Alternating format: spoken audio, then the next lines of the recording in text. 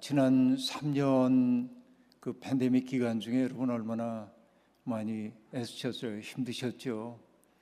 눈물겹고 고통스러운 그런 시간들이 많이 있었을 텐데 또 여러 가지 상처되는 일들도 있었는지 모르지만은 그러나 여러분이 이제 은혜의 방향으로 상승 곡선을 걷고 있다는 그런 이야기를 들으면서 하나님 앞에 큰 영광을 돌리지 않을 수가 없었습니다. 저는 이민 교회에 와서 말씀을 전할 때마다 가만히 회중석에 앉아 있는 분들을 바라봅니다. 여기 좀 젊으신 분들도 있지만은 연세가 많으신 어르신들 많이 계신데요. 생각해 보면 저분들이 이곳에 와서 얼마나 살기 위해 애를 쓰셨을까. 그러니까 그 애씀의 과정이 제가 보진 못했지만, 그래서 뭐 제가 충분히 느낀다고 얘기할 수 없지만 제가 잠시 와봐도 이곳에서 적응하기가 여간 어려운 게 아닌데 얼마나 힘드셨을까 그런 생각이 들기도 합니다. 그 때문에 이 갈보리 교회에 계신 여러 어르신들을 바라보면은 저절로 존경의 마음이 떠오르지 않을 수가 없습니다. 참 애쓰셨고 수고 많으셨고 여러분들이 앞서서 걸어가셨던 그 길이 뒤에 이어서 따라오는 사람들에게 길이 되어 주었기 때문에 개척자인 여러분들의 공이 얼마나 큰지 우리 모두 상찬에 맞이하나 마땅하다 이런 생각을 품고 있습니다. 정말 애 많이 쓰셨고요. 그래서 이 교회는 연세 드신 분들을 정말 귀히 여기는 그런 교회가 되었으면 좋겠다. 참 감사하다, 참 고맙다 이런 마음이 저절로 넘치는 교회가 됐으면 참 좋겠다 이런 생각이 들기도 합니다. 하나님께서 아브라함을 부르셨을 때 하나님이 맨 먼저 요구하셨던 것이 무엇이죠? 내 본토 친척 아버지 집을 떠나서 내가 내게 지시할 곳으로 가라 이렇게 말씀을 하셨습니다. 우리는 늘 이 얘기를 잘 알고 있습니다. 근데 생각해 보면 암담한 노릇입니다.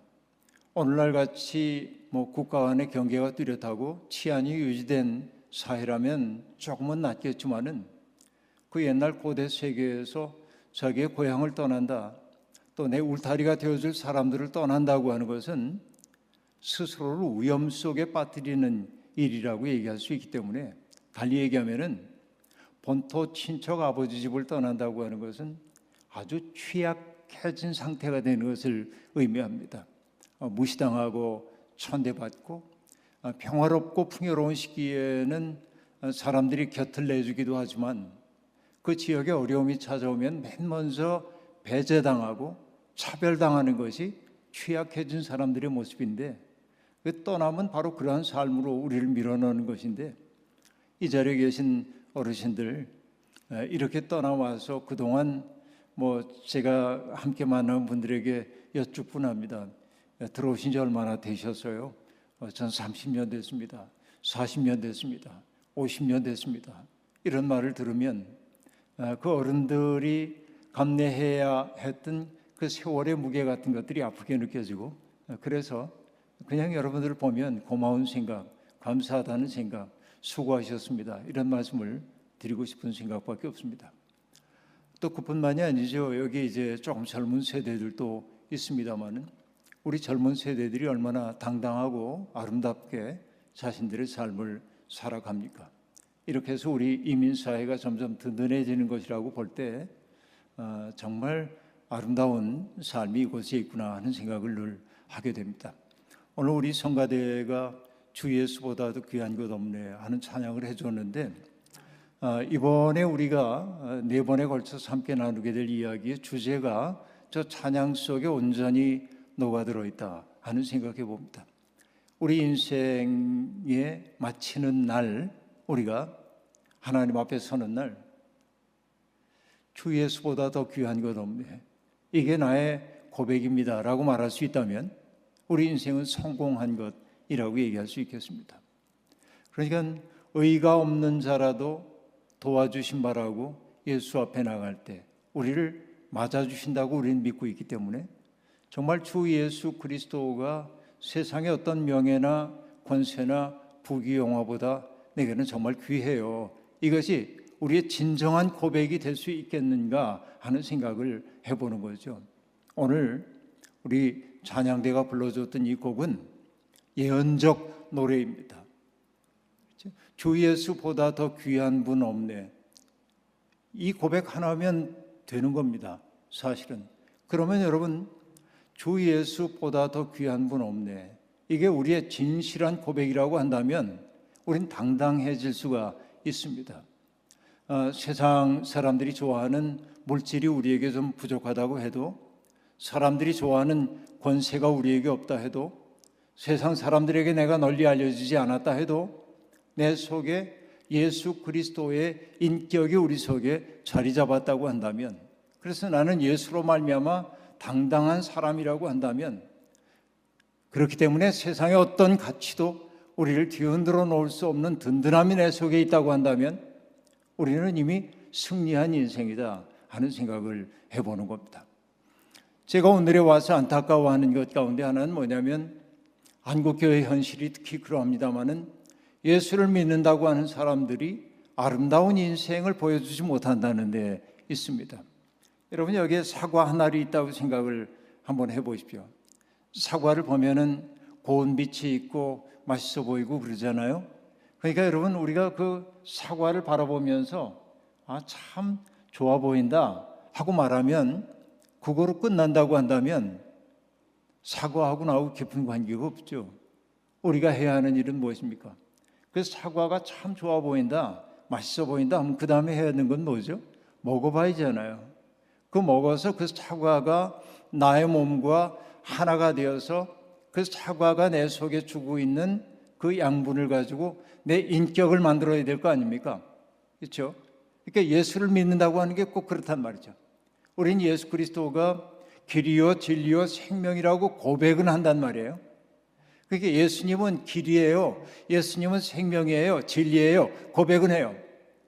그러나 너무나 많은 신자들이 외적으로 사과를 바라보는 것처럼 그분이 길이라고 고백하는데 예수의 길은 걷지 않으려고 하고, 예수님이 진리라고 얘기하면서도 예수님의 진리를 몸으로 살아내지 않는다든지, 예수님을 생명이라고 고백하면서도 내 속에 그 생명이 없다고 얘기한다면 사과를 바라보고 맛있어 보인다고 말하는 사람과 무슨 차이가 있겠는가 하는 얘기입니다.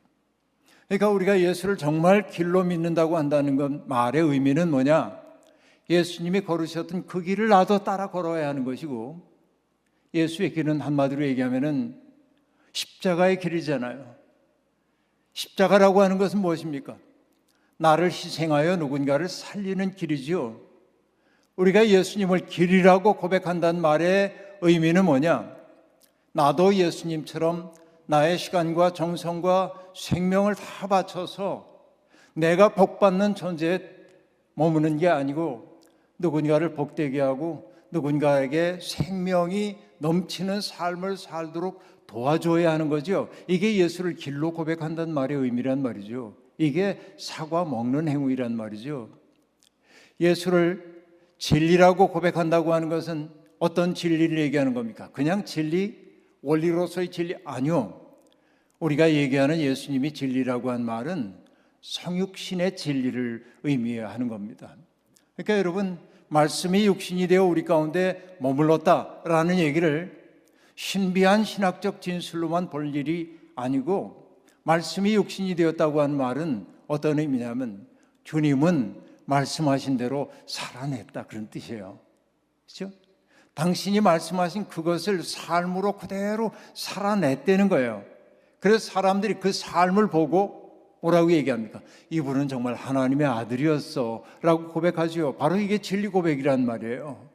그러니까 여러분, 진리는 어려운 얘기 아닙니다. 그 다음에 예수 그리스도가 생명이라고 우리가 고백하고 있는데, 그 막연해요. 무슨 생명을 얘기하는 겁니까? 예수님은 부활의 생명이십니다. 그죠? 부활이라고 하는 게 뭐예요? 하나님 안에 있는 생명은 죽지 않는다라고 하는 것입니다. 하나님 안에 있는 생명은 패배하지 않는다라고 하는 것입니다. 우리가 정말 그런 주님의 생명을 믿는다고 한다면 주눅들 거 없잖아요. 당당해질 수 있는 거죠. 그래서 여러분, 기독교인들은 어떠해야 하냐면 멋있어야 돼요. 기독교인들은 아름다워야 돼. 기독교인들은 맑아야 돼. 그러니까 여러분, 예수 믿는 사람들, 나의 내면 속에 예수라고 하는 궁극적 진리가 내 속에 들어있다고 한다면 우리가 어떻게 사나운 표정을 짓고 살겠느냐 하는 얘기입니다. 여러분, 하나님을 믿는다고 하는 사람들도 너무나 많이 표정들이 어두워진 것이 오늘의 세상입니다. 우리의 현실이기도 합니다. 하나님을 믿는다고 얘기하면서도 사실은 하나님보다는 다른 것들의 마음이 더 끌리기 때문에 그런 것 아닌가 하고 생각합니다. 요즘 제가 목사님과 만나서도 얘기를 했습니다마는 저는 지금 목회자로 살아온 지가 43년이 됐습니다. 저도 제법 오랫동안 목회를 해왔고, 제가 지금 섬기고 있는 청파교회 처음 갔던 게 1981년이기 때문에 그 교회하고 꽤 오랜 시간 동안 제가 인연을 이어오고 있습니다. 너무나 많은 아름다운 사람들을 만났고 행복했고 기뻤습니다. 그러나 이제 목회의 거의 마지막에 당도한 제 느낌을 얘기하자면 요즘은 왠지 쓸쓸하고 슬프고 아프고 젊은 사람들 보기에 면목 없고 그런 생각이 드는 게 오늘의 솔직한 저의 심정입니다. 조금 더 다른 말로 표현해 보자면 이렇게 얘기할 수 있겠습니다. 저는 예수 그리스도가 너무 좋아서 이 길로 왔습니다. 이분을 위해서라면 일평생 바치는 것 아까운 게 아니라 바로 이게 생명이라고 믿었기 때문에 이 길로 왔습니다. 저는 그렇게 살려고 애썼습니다. 그대로 살았다고 말할 수 없겠지만, 그러나 여러분, 세상에는 예수의 이름으로 예수를 부정하는 이들이 참 많이 있습니다. 그가 하는 말끝마다 예수의 얘기를 하고 있지만은 예수 아닌 자기의 욕망을 섬길 것을 요구하고 있는 거짓 선지자처럼 보이는 사람들이 너무 많은 게 오늘의 현실입니다. 우리는 잘 몰랐는데 믿지 않는 사람들은 이 예수 믿는 사람들의 실상을 똑바로 바라봤기 때문에 오늘의 우리 모두의 조국인 대한민국에서 개신교인들은 신뢰할 수 없는 사람으로 낙인 찍히고 있는 것이죠. 예수를 길이요 진리요 생명이라고 고백하면서도 그 길을 따라 걷지 않고, 또 예수 그리스도가 말씀이 육신이 되었다고 말하면서도 사랑과 화해와 용서, 나눔, 절제, 섬김, 희생을 말하면서도 그렇게 살진 않는 거죠. 우리의 말과 삶이 분리되어 있다는 것을 사람들이 보고 지금 우리를 보고 슬퍼하고 있는 것이죠. 그리고 예수 믿는 사람들이 왜 그렇게 추레해졌습니까? 주님의 부활의 생명이 내 속에 없기 때문에 그런 것 아닙니까? 이게 오늘 우리의 현실이죠. 그래서 저는 너무 슬프다는 얘기를 하고 있는 것입니다. 근데 여러분, 이 슬픔 속에 빠져 있으면 안 돼요. 다시 시작해야 할 때입니다. 저는 오늘부터 벌써 얘기가 한참 시작이 됐습니다마는 여러분들과 더불어서 예수 믿는 사람들이 아름다워졌으면 좋겠다 하는 얘기를 하고 싶어요. 지금 여러분들의 표정이 환하게 됐으면 참 좋겠어요. 여러분, 제가 물 마시는 걸 양해해 주길 바랍니다. 와가지고 집회에 오면 제일 어려운 게 먹는 거예요. 계속 먹어야 돼요. 대접하는 분들이 많아서. 그러니까 조갈이 좀 나기도 하고 그러는데요.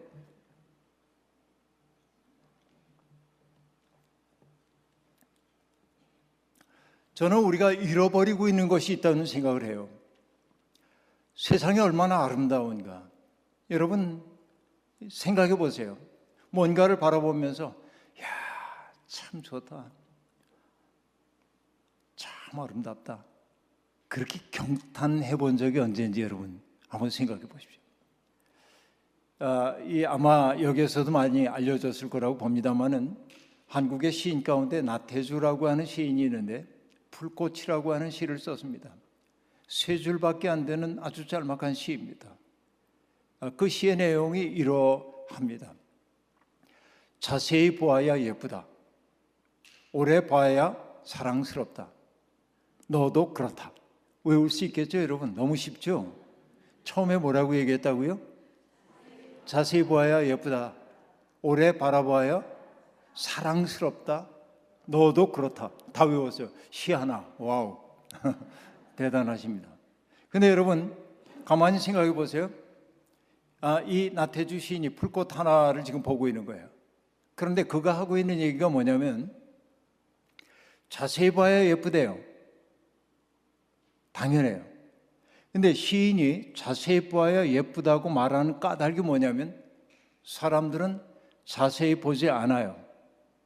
늘 그게 그 자리에 있기 때문에 꽃이 피었네, 예쁘다, 그러고 가요. 스치듯. 그 다음에 시인이 이 연에서 두 번째 행에서 뭐라고 얘기했습니까? 오래 바라봐야 사랑스럽다라고 얘기했어요.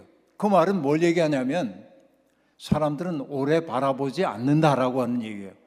거꾸로 보면 여러분, 이 시를 이렇게 해석하는 사람이 있는지 모르지만은 저도 문학 비평을 하는 사람이기 때문에 저 나름대로 생각해 보는 거예요.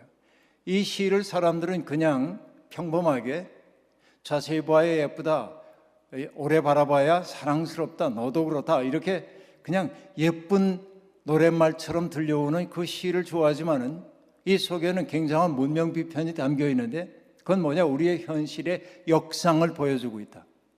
우리는 뭐냐? 자세히 보지 않고 오랫동안 바라보지 않아요. 그 결과가 뭐겠습니까? 자세히 보고 오래 봐야 너도 예쁘다라고 내가 느끼는 거예요. 내가 너도 사랑스럽다고 느끼는 거예요. 너도 그렇다. 그런데 오래도 안 보고 자세히도 안 보기 때문에 뭐예요? 우리는 서로를 사랑스럽게, 아름답게, 예쁘게 보지 못한다라는 얘기입니다. 왜 이렇게 됐죠? 어느 때부터인지 우리들이 시간에 쫓기기 시작했기 때문에 그렇습니다. 특별히 이 디지털 문명에 살아가고 있는 사람들이 그렇습니다. 여러분, 휴대전화, 스마트폰이라는 거 늘 바라보면서 정보의 홍수 속에 우리들이 있잖아요. 언제나 손을 가지고 밀어내면서 뭔가를 새로운 것을 봐요. 계속 봅니다. 그러니까 여러분, 이게 막 빨리 다가오는 정보를 맨날 눈요기를 하고 좋아요 누르고 판단하고 그러는데 이거를 여러분, 독일에 있는 철학자 한병철 교수는 뭐라고 하냐면 인간의 가축화라고 얘기해. 왜 가축화라고 얘기하냐면 가축들은 울타리에 갇힌 채 먹이를 주면 그 먹이를 먹는 거예요. 그냥 즉각적 반응만 하고 있는 거예요. 그러니까 우리들은 뭔가 앞에 머물러 가지고 자세히 보거나 오랫동안 바라보는 진득한 이두건히 바라보는 것을 잊어버리고 있어요. 그 때문에 우리의 삶이 빈곤해요. 항상. 이게 무슨 얘기인지를 생각해 보시오. 저는 여러분 요즘에 와가지고 점점 더 자연의 아름다움에 눈을 뜨곤 합니다. 오늘 아침에도 제 숙소에서 이렇게 보니까 아침 6시 딱 그 무렵인데 아침 6시 무렵에 해가 떠오르는데 제 숙소에서 보면 숲이 이렇게 있고 해가 창문에 내 온몸을 기대야 저쪽 끝에 이렇게 딱 떠오르는 게 보이는 각도가 그래요. 빨간 해가 올라옵니다. 바다가 아닌 숲 저편에서 올라오는 것 같아요. 얼마나 아름다운지 모릅니다. 여러분, 이런 거 아름다움, 떠오르는 해를 바라보며 기뻐했던 적이 언제인지 생각해 보십시오. 얼마 전에 제가 이 대서양 바닷가에 어느 분하고 잠깐 갔습니다. 파도가 철썩철썩 치고 있는데 갈매기도 아닌 약간 푸른빛 나는 깃털을 가진 새들이 사실은 등은 검은색인데 바다 물결 위를 아주 낮게 열을 지어 날고 있는, 맵시 있게 날고 있는 모습이 보이는 거예요. 참 아름답다. 그리고 공원 산책을 하는데 새들의 지저귀이 아름답게 들려옵니다. 다양한 새소리가 들려옵니다. 속진에 때가 묻었던 내 마음속에 있는 모든 것들을 깨끗하게 정화하는 것 같은 그 소리를 딱 듣는 순간 참 아름답다. 여러분, 비가 이렇게 내려가지고 창문에 빗방울이 하나 둘 떨어지는 모습을 이렇게 보면서 미끄러져 떨어지는 거 보면서 참 아름답다. 겨울에 창가에 차가운 날씨 때문에 성에가 낀 것을 바라보면서 참 아름답다. 여러분 이런 거 느낀 적이 있는지요? 신앙생활이 그런 거하고 무슨 상관이 있냐고요? 여러분 하나님이 창조하신 세상을 하나님의 말씀과 뜻대로 창조하신 세상을 바라보며 하나님이 어땠다고 얘기했어요. 하나님 보시기에 좋았더라 이렇게 얘기한단 말이에요. 그러니까 인간이 창조주 하나님을 믿는다고 하는 것은 뭐냐면 하나님의 눈으로 세상을 볼 수 있어야 된단 말이죠. 하나님이 보시기에 좋았던 그 세상을 바라보면서 나도 기뻐할 수 있어야 내 마음속에 인간다운 그런 품격들이 갖춰지기 시작한단 말이에요. 근데 여러분 우리는 뭔가 자세히 보고 있는 사람 보면 이렇게 얘기해요. 참 할 일도 없나 보다. 왜 저걸 들여다보고 있어? 응? 새 소리가 너무 아름답지 않아요? 그럼 새들 먹이 활동하려고 지저귀는 거고 짝짓기 대상 거두려고 지저귀는 거지. 그게 뭐 그렇게 아름다워? 여러분 이 사람 똑똑해 보입니까? 가을이 돼가지고요 단풍이 든 산을 바라보면서 여러분 한국에서 뭐 내장산 단풍 유명하다고 얘기를 하고 있는데 단풍을 바라보면 저 단풍 좀 보세요. 얼마나 빛깔이 좋아요 하고 얘기할 때 무뚝뚝하게 자연과학을 하는 사람이 이렇게 얘기하는 거예요. 단풍이 뭐가 그렇게 아름다워? 일조량이 줄어드는 것을 알고 나무가 겨울이 다가온다는 사실을 알기 때문에 나무는 겨울나기를 위해서 구조조정을 해야 되고 구조조정을 하려면 나뭇잎에 물기가 가면은 얼어 죽으니까 물기가 나뭇잎으로 가지 못하도록 떨켜라는 걸 만들거든. 그러니까 나뭇잎은 물을 공급받지 못해가지고 탄소 동화작용을 못하는 거야. 그렇게 돼가지고 결국은 떨켜가 떨어져 나가는 게 낙엽인데 뭐가 그렇게 이뻐? 이렇게 얘기하면 우와 똑똑한 사람 만났다. 여러분 그래요? 정말 삭막한 사람이죠. 그렇죠? 그러니까 저 단풍 얼마나 아름다운지 보세요. 그러면 우리가 해야 하는 건 뭡니까? 와 정말 아름답군요. 감탄해야 돼요. 여러분 인간이 가장 인간다운 게 그런 때라고요. 얘기가 곁길로 가고 있습니다마는 여러분 하나님이 창조한 세상을 보며 보기에 좋았다고 쭉 얘기를 했었는데 보기에 좋지 않았다는 게 하나 등장해요. 맨 처음에 성경에. 그게 뭔지 여러분 기억나시죠? 그게 뭐냐면 사람이 홀로 있는 게 보기 좋지 않았다. 그렇게 얘기한단 말이에요. 그러니까 하나님이 뭘 하냐면 내가 이 사람을 돕는 짝을 만들어줘야겠다. 홀로 있는 게 보기 좋지 않았어요. 그 짝을 만들어줘야겠다. 그래서 하나님이 처음에 짝으로 만든 게 뭐냐면 바로 하와를 만들지 않고 뭘 만들어요? 흙으로 동물들을 이끌어가지고 아담 앞에 데리고 옵니다. 근데 여러분 오늘 뭐 밥 먹는데도 우리 그 목사님들 전사님들하고 밥 먹는데 이분들이 참 노력하는 분들인 게 특히 EM부를 담당하는 전사님이 제게 얘기했어요. 목사님 꼭 추천해주고 싶은 책이 있으면 좀 말씀해 주세요. 굉장히 진지한 태도입니다. 그래서 제가 몇 권 책을 소개를 해드렸습니다. 근데 그 가운데 하나입니다. 영연방의 최고 랍비였던 조나선 섹스라고 하는 사람이 창세기에 관한 책을 썼는데 그 책을 제가 읽어나가고 있는데 거기에서 그 질문이에요. 하나님 보시기에 좋지 않았던 게 하나 있었고 그게 사람이 홀로 있는 것이라고 얘기를 했고 그래서 돕는 짝을 만들어야겠다고 하고 하나님이 동물을 만들어 아담 앞에 이끌고 왔다. 왜 이끌고 오셨을까요? 이렇게 물어요. 그때 그렇게 물으면 사람들이 이구동성으로 하는 대답이 있어요. 여러분도 똑같이 대답할 거예요. 그 대답 아시죠? 뭐예요? 이름 붙여주라고. 아담에게 이름 붙여주라고 동물들을 데려왔다는 거죠. 근데 반만 맞았어요. 하나님이 아담에게 이름을 붙여주라고 한 적은 없습니다. 아담이 부르는 것이 그 동물의 이름이 되었다. 성경은 그렇게 얘기할 뿐이죠. 근데 이름을 불러준다고 하는 건 매우 중요해요. 이름을 알지 못할 때와 아는 때는 전혀 다르기 때문에 그렇습니다. 여러분 봄이 되어가지고 피어나는 꽃을 바라보면서 산수유꽃이 예쁘게 피었네. 산수유꽃도 보고요. 그 다음에 개나리꽃도 피고요. 황매화가 피고요. 바닥에 피는 것들은 봄같이 꽃이 피고요.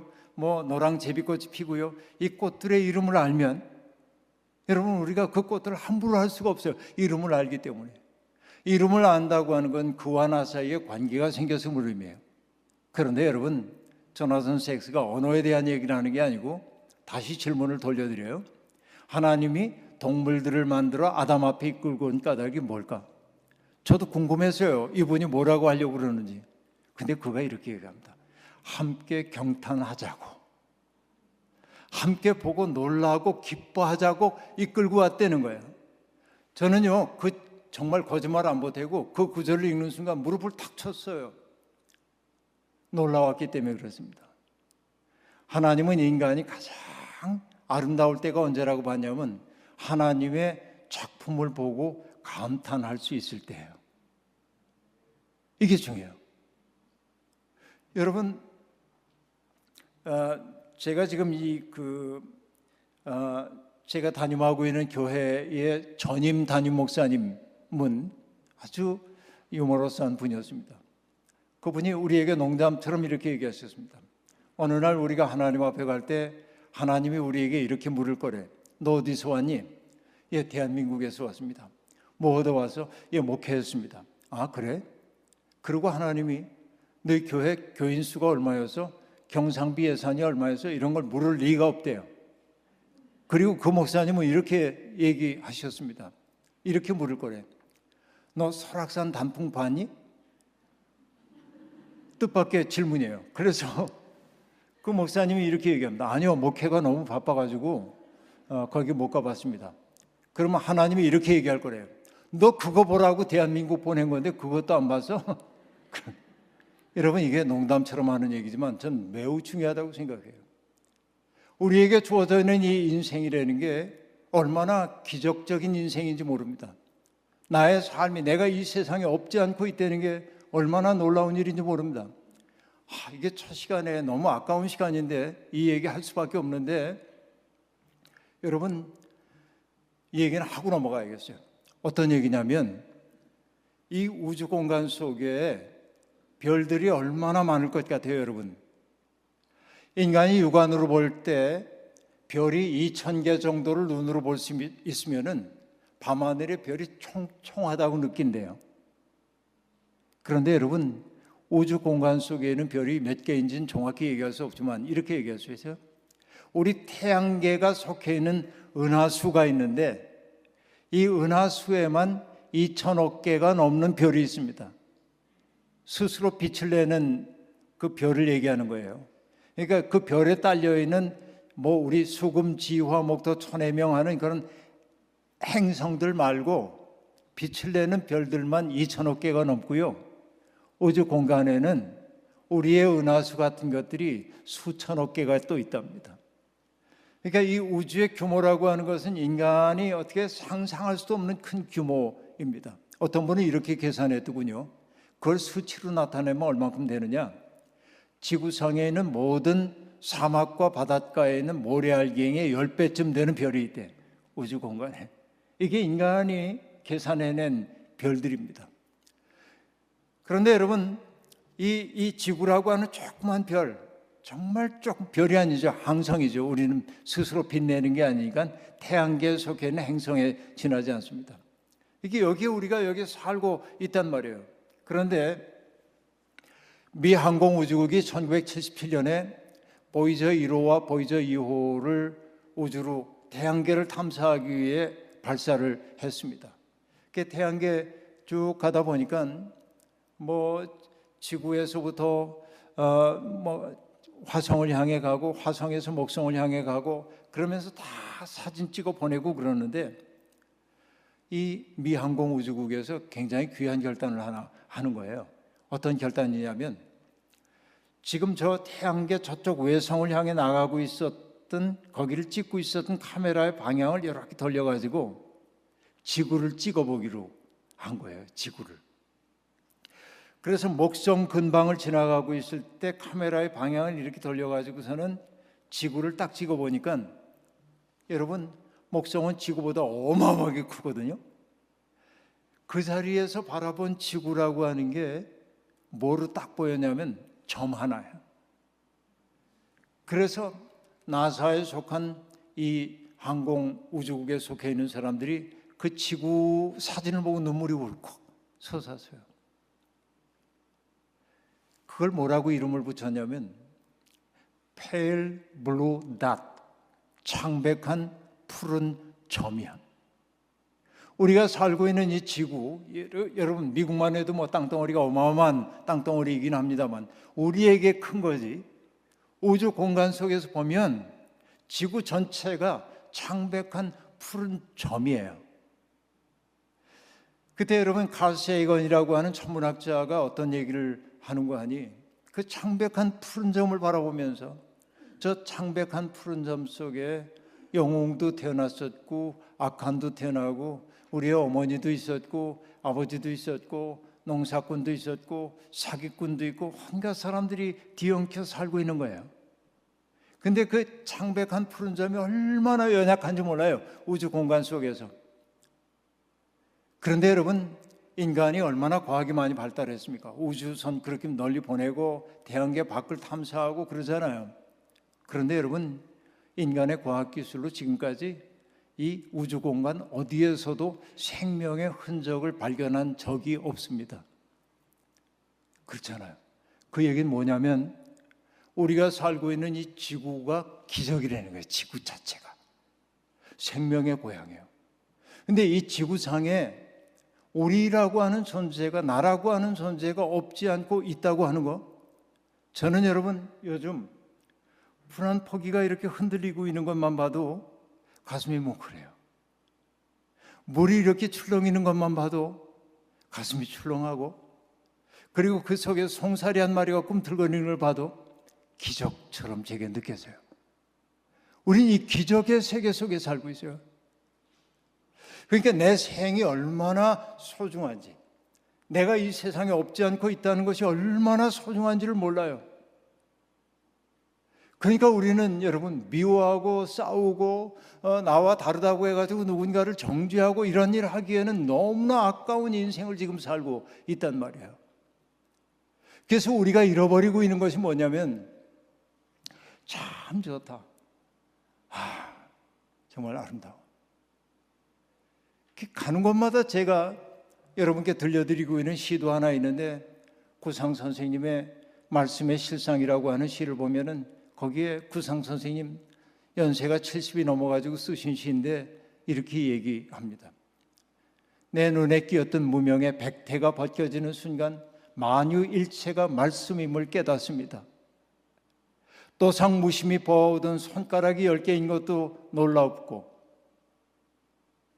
울타리 아래 피어나고 있는 개나리꽃도 부활의 시범을 보듯 사뭇 황홀합니다. 여러분 내 손가락이 10개인 게 뭐 그리 놀라운 일이겠어요?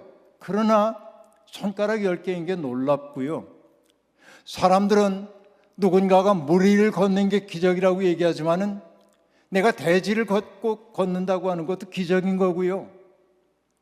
사람들은 죽은 사람 살아나는 게 기적이라고 얘기하지만 내가 이 세상에 숨쉬고 있다는 것도 기적인 거고요. 그러면 우리가 해야 할 일은 뭡니까? 아껴야죠. 이게 얼마나 기가 막힌 생명인데요. 근데 왜 우리는 이 아름다운 세상을 두고 밉게 사냐 그 얘기예요. 사람이 미워진 까닭 다른 거 없습니다. 죄가 지배하고 있기 때문에 그렇습니다. 죄가 우리를 밉게 만들었어요.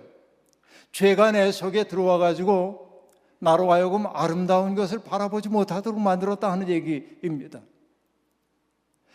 여러분 저는 젊었을 때 신학 공부를 하면서도 원죄라고 하는 말을 싫어했어요. 제가 교회 처음 나간 게 청년 시절에 처음 나갔습니다. 저는 고등학교 졸업하고 직장 생활하고 이럴 때까지 한 번도 제가 교회 가본 적이 없어요. 청년 시절에 처음 교회 갔습니다. 나름대로 도덕적으로 살았고 깨끗하게 살았다고 자부했어요. 찬송가 부를 때마다 저는 입을 꾹 다물었어요. 주홍빛 같은 내 죄. 그럼 내 죄가 뭐 그렇게 주홍빛 같아? 내가 무슨 죄가 그렇게 있다고? 늘 그랬단 말이에요.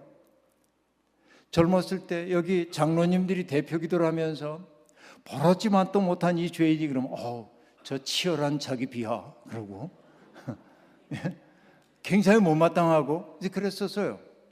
그런데 나이 이만큼 먹고 나니까 인간은 이게 죄의 인력으로부터 누구도 자유롭지 못하다.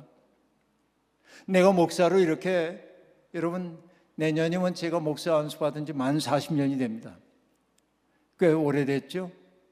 그러니까 40년 목회했으면 내가 맑아져야 하는데 아니요, 여전히 죄에 끌리고 있는 나를 발견한단 말이에요. 그러니까 원죄라고 하는 말 젊을 때 싫어했는데 지금은 절실해요. 인간은 은총 없이는 살아갈 수 없는 존재. 하나님의 은혜가 없이는 살아갈 수가 없고, 그렇죠? 내가 이렇게 밉게 살아가고 있는 까닭이 뭐냐면 죄가 내 마음을 지배하고 있기 때문에 그래요.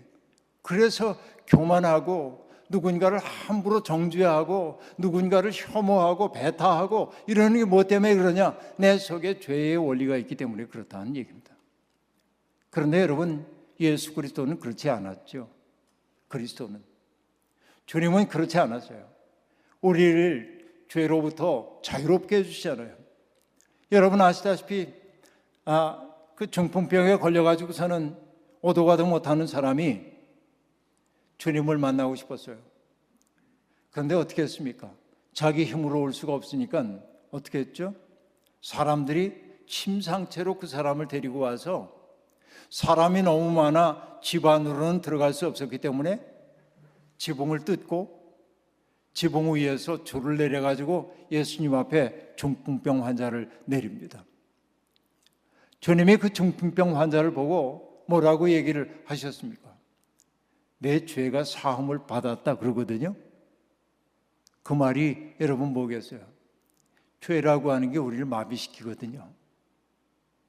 우리가 사지는 움직이고 있는지 몰라도 누군가를 사랑스럽게 바라보지 못하게 만들고 누군가를 혐오하고 미워하게 만드는 그것이 뭐냐면 내 영혼에 마치 마비가 일어나는 것 같은 거란 말이에요. 이게 뭐가 하는 일이냐? 죄가 하는 일이란 말이에요. 그러니까 죄에 시달리고 있는 사람은 아름답지 않아요. 외모를 얘기하는 게 아닙니다. 내가 어떤 사람 만났는데 내 마음이 맑아지는 것처럼 느껴질 때가 있어요. 그 사람은 어떤 사람일까요? 죄에 종살이를 하지 않는 사람 만나고 나면 내 마음이 맑아지는 것처럼 느껴진단 말이에요. 그런데 여러분, 교회는 정말 열심히 다니는데 그 사람 만나고 나면 왠지 책망받은 것 같고 찔린 것 같고 아파지는 사람이 있어요. 왜 그럴까요? 신앙생활을 하면서도 자아가 무너지지 않아서 그래요. 여기 젊은이들은 한자가 익숙하지 않지만 어르신들은 다 아는 글자, 나아자가 있잖아요. 나아, 자아 그럴 때 아자. 그 아라고 하는 글자는 손수에다가 창과자가 겹쳐진 단어입니다. 손에 창을 들고 있는 거예요. 자아가 강한 사람들은 언제나 남을 찔러요. 그런데 그게 바로 죄예요. 죄는 남을 찔러요. 자기도 찌릅니다. 그러나 주님이 하시는 것은 뭐예요? 그 죄로부터 우리를 깨끗하게 씻어주시는 거예요. 죄 씻음을 받은 사람들의 특색이 뭐냐면은 자아가 강하지 않아요. 그걸 주님은 뭐라고 표현해요? 나를 따르려는 사람은 자기를 부인하고 그런단 말이에요. 자기 부인은 나는 아무것도 아니에요. 짐짓하는 겸양이 아니에요. 그 은혜 속에 내 가시가 녹아진 거예요. 그 은혜, 주님의 가없는 사랑을 만나고 나서 내 마음 속에 있었던 가시가 녹아내리고 나면 우리는 평안해지는 거예요. 누군가를 품어 안을 수 있게 된단 말이에요. 내 품에 안기는 사람에게 상처를 주지 않을 수 있단 말이에요. 이게 은혜 안에 있는 삶이란 말이죠. 여러분, 예수님은 바로 그런 세상을 열어주시기 위해 우리 곁에 오신 것이라고 얘기할 수 있겠습니다. 어느 날 예수님이 갈릴리 해변을 가시다가 어부들이 그물을 깁고 있는 것을 보고 나를 따라오너라. 오늘 본문이 그거잖아요. 그러자 그들이 어떻게 했다고요? 배와 그물을 버려두고 예수를 따랐다. 이렇게 얘기합니다. 그 대목 여러분 어떻게 이해하세요? 여러분 같으면, 여러분 내가 어떤 가게를 소규모이든 대규모이든 가게를 하고 있는데 어느 분이 이렇게 오시더니 나를 따라오너라. 그러면 여러분 다 내려놓고 따라가겠어요? 여러분 같으면 어떻겠어요? 안 되죠. 그거 어려운 얘기예요. 근데 우리는 거기에 은혜 받는다고 얘기해요. 배와 그물을 버려두고 따랐대 그러고 우린 못하면서. 근데 여러분 이렇게는 얘기해 볼 수 있을 것 같아요. 제 신학교 선배님이 계신데 목회는 안 했고 사진작가였습니다. 유명한 사진작가입니다. 그분이 정말 우리 한국에서 많은 사람들에게 존경받고 있는 정신의 큰 어른이 있는데 그분과 딱 만났는데 너무 깊은 감동을 받은 거예요. 그분을 통해서. 제가 어디 가서도 얘기했습니다만 그분 유명한 서예가이기도 하거든요. 그분의 아주 그 유명한 글씨체가 있습니다. 이름 말씀드릴게요. 무의당 장일순 선생이라는 분이신데요. 원주에서 정말 많은 사람들에게 큰 가르침을 주셨던 분이에요. 이분의 그 필체가 대단합니다. 근데 여러분 이분이 어떤 분이냐면 어디 이렇게 나이가 좀 젊은 사람하고 걸어가다가 겨울이 되면 군고구마 쪄서 파는 가게가 있잖아요. 가게가 아니라 포장마차. 기억나세요? 군고구마 굽는 거? 한국의 풍경이 있잖아요. 그 냄새 막 나는 거 같잖아요. 후각이. 근데 거기에 보면 군고구마 그렇게 쓴 거예요. 가게 주인이. 근데 이분은 아마 초등학교도 못 나왔는지 글씨가 삐뚤빼뚤한 거예요. 근데 장일순 선생님이 함께 가고 있는 사람에게 이렇게 얘기합니다. 저게 진짜 글자야. 내 글씨는 가짜야. 선생님 무슨 말씀 그렇게 하십니까? 유명한 서예가인 선생님이 어떻게 저 글씨가 진짜라고 얘기하십니까? 절실함이 있잖아. 절실함이 있잖아. 그 절실함이 진짜 글자라는 거지 형태적으로 중요한 게 아니라 그런 분이에요. 에피소드 얘기했으니까 하나만 더 얘기해요. 어떤 분이 가게를 차렸어요. 그래서 음식점을 차리고 나서 선생님에게 가지고 얘기합니다. 선생님, 저희가 가게를 차렸는데요. 혹시 저희들에게 해주실 말씀 없으십니까? 그러자 이분이 물끄러미 젊은이들을 바라보고 이렇게 얘기했습니다. 자네 가게에 오는 손님을 하나님 대해도 하시게.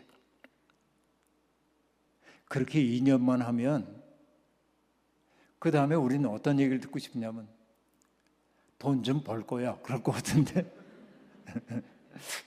그 선생님이 뭐라고 얘기하냐면 자네 집에 오는 손님을 하나님 대하듯 모시게. 그렇게 한 2년 하면 자네가 도 같을 거야. 그러는데 도 같은 되는 거예요. 그렇죠. 우리 존재가 새로워진다는 거죠.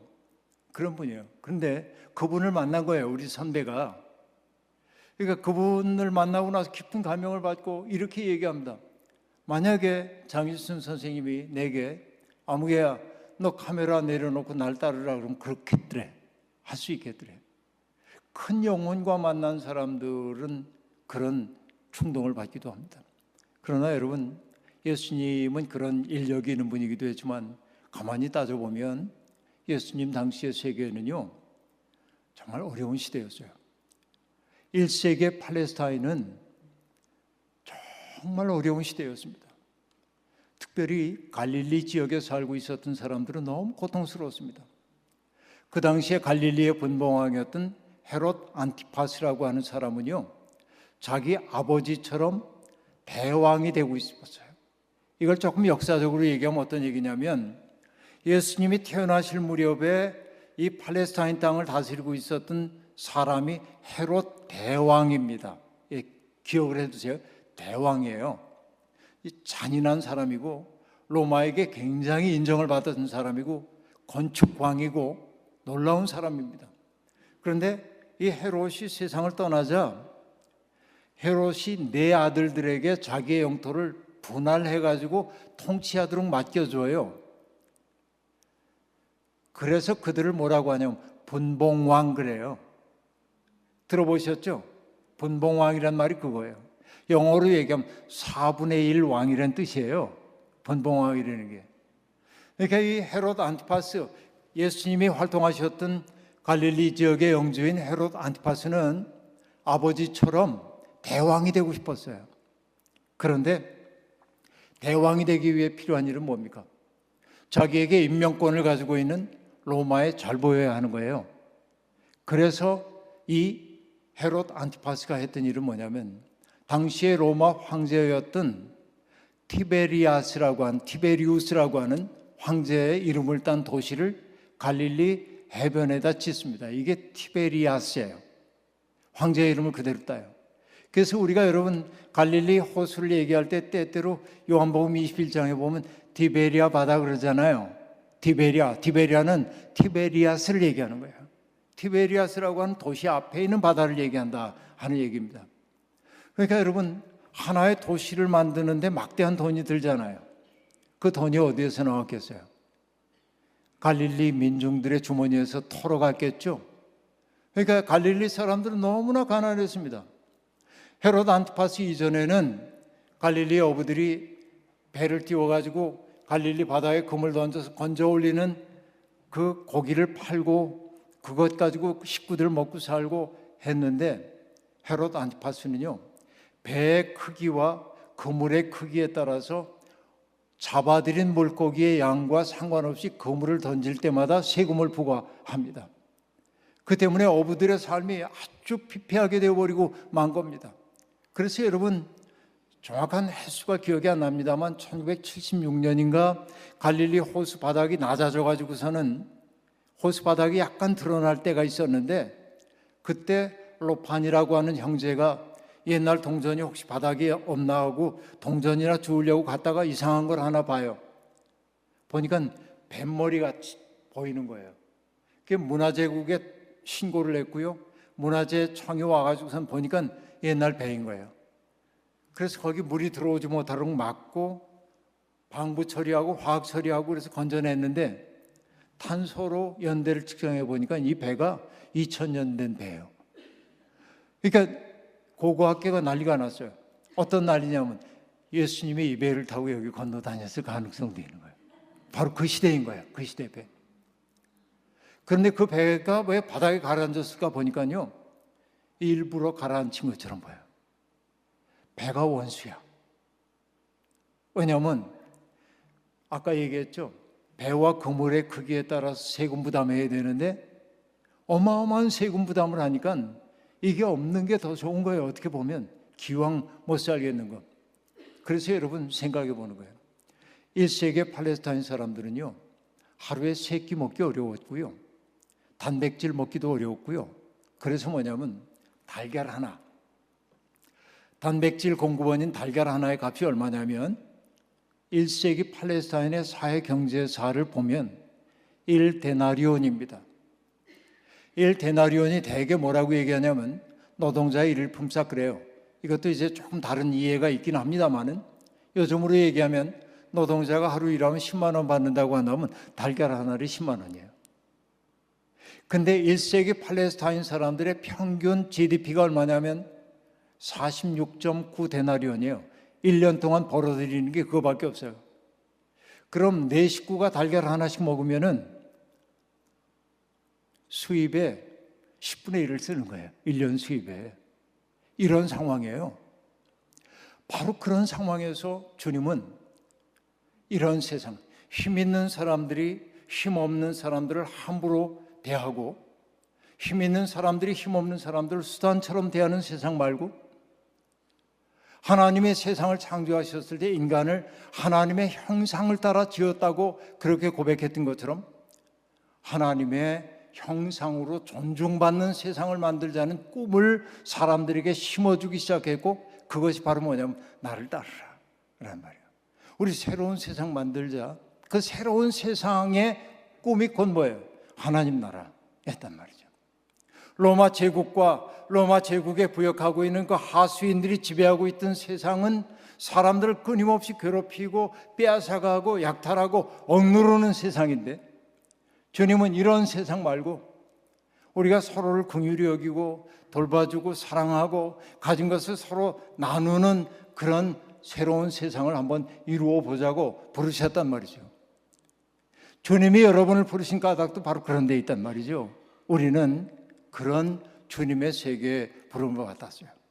그래서 예수님이 세상에 오셔서 처음으로 공생애에서 외치신 말씀이 무엇입니까? 회개하라, 회개하라. 하나님 나라가 가까이 왔다. 그렇게 말합니다.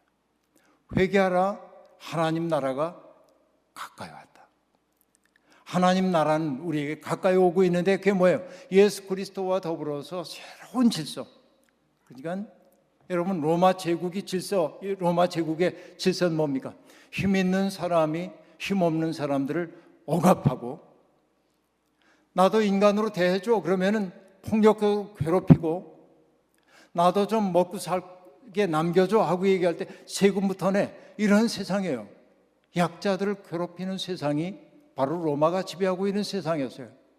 그런데 예수님은 전혀 새로운 세상, 가장 연약한 사람이 귀히 여김을 받고, 그렇죠?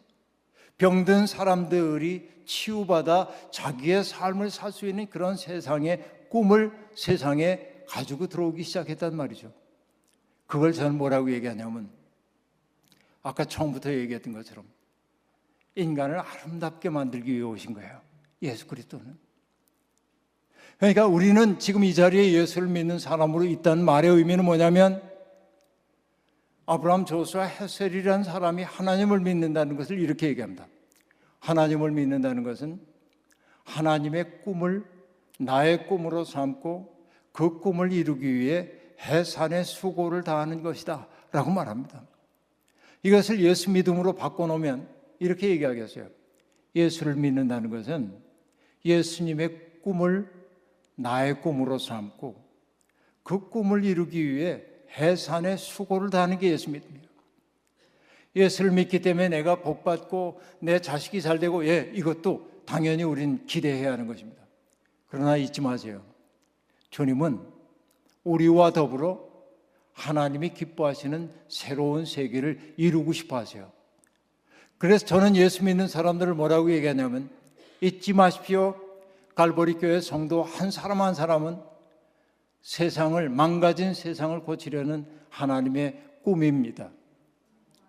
바로 여러분들을 통해 하나님은 당신의 꿈을 이루기를 원합니다. 여러분을 하나님의 백성으로 불러주신 까닭이 뭐냐면, 여러분이 아니고는 할 수 없는 일이 있기 때문에 그렇습니다. 나 같은 게 뭘 그렇게 중요하다고? 아니요. 여기에 연세 드신 어르신들도 계시잖아요. 내가 할 수 있는 일 아무것도 없는데, 아니요. 어르신들이 계신 것이 하나님에게는 해야 할 일이 있기 때문에 계시다고 한단 말이에요. 내가 뭐 아무 교회 봉사도 못하고 뭐도 못하는데 어른들이 할 수 있는 일이 있잖아요. 그게 뭡니까? 예수님이 태어난 지 8해 만에 성전에 들어가셨을 때 예수님을 품에 안았던 분이 있죠. 시므온, 그렇죠? 아기를 안고 축복 기도하잖아요. 나는 성경에서 가장 아름다운 대목으로 봐요. 나이가 많은 시므온이 예수님을 품에 안고 이제 이 종을 편히 놓아달라고, 내 마음 만족한다고. 그래서 여러분, 바하가 만들었던 시므온의 이야기를 두고 바하가 만들었던 곡 가운데 그런 곡이 있죠. 나는 만족합니다. 이하베게누, 독일말로 이하베게누. 전 이 말 너무 좋아요. 나는 만족합니다. 이 아이를 보면서 내가 축복할 수 있다는 거로. 그러니까 어르신들이 하는 일은 뭐냐면 마음껏 축복하세요. 그렇죠? 그리고 여러분, 병들어 누워서 꼼짝도 못하는 분도 할 수 있는 일이 있어요. 당신을 돌봐주는 사람을 보고 고마운 미소 짓는 거예요. 그 미소 하나가 우리를 살게 만들기도 한단 말이에요. 우린 죽을 때까지 할 수 있는 일이 있어요. 한마디의 친절한 말이 누군가를 일으켜 세우기도 한단 말이죠. 잊지 마세요. 여러분은 하나님의 꿈이에요. 하나님이 여러분을 통해 꿈꾸고 계시단 말이에요. 하나님이 우리를 불러주신 까닭은 나를 통해 하시고 싶은 일이 있기 때문에 그렇다. 갈보리의 모든 성도들이 바로 그 마음을 가슴속에 품고 새로운 세상을 열어가는 일에 아름답게 동참함으로 주님께 영광 돌리고 스스로 복받고 이웃들에게 덕을 끼치는 아름다운 분들이 되기를 주의 이름으로 축원합니다.